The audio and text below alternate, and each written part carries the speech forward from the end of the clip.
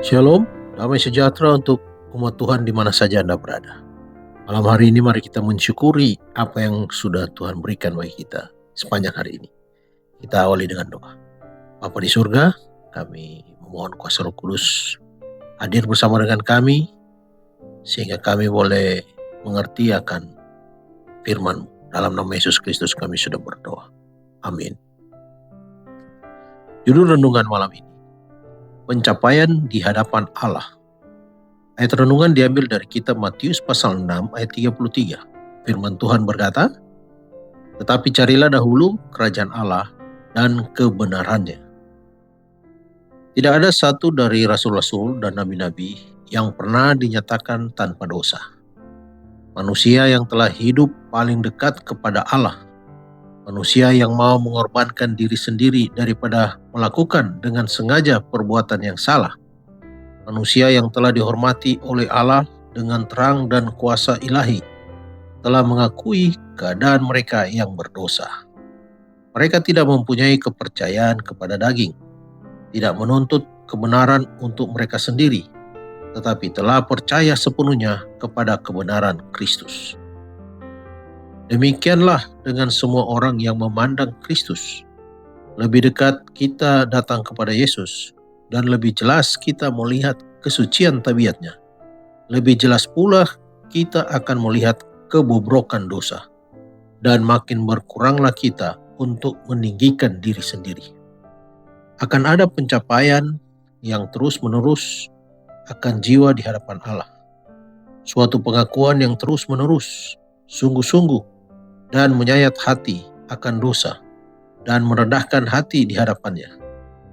Pada setiap langkah maju dalam pengalaman Kristen, pertobatan kita akan mendalam. Kita akan mengetahui bahwa kecukupan kita adalah dalam Kristus saja, dan kita akan menjadikan pengakuan rasul itu sebagai pengakuan kita sendiri. Sebab itu, aku tahu bahwa di dalam aku, yaitu di dalam aku sebagai manusia, tidak ada sesuatu yang baik. Tetapi aku sekali-kali tidak mau bermegah selain dalam salib Tuhan kita Yesus Kristus. Sebab olehnya dunia telah disalibkan bagiku, dan aku bagi dunia. Dicatat dalam Roma pasal 7 ayat 18.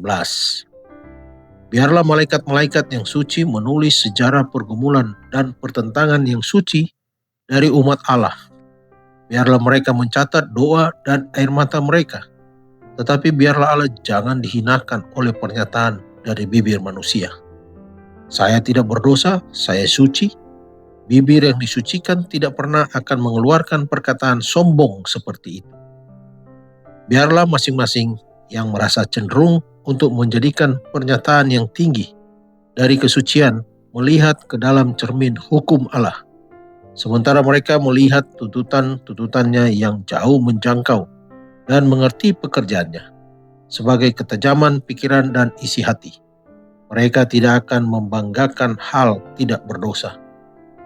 Jika kita, kata Yohanes, tidak memisahkan diri dari saudara-saudaranya, berkata bahwa kita tidak berdosa, maka kita menipu diri sendiri dan kebenaran tidak ada di dalam kita.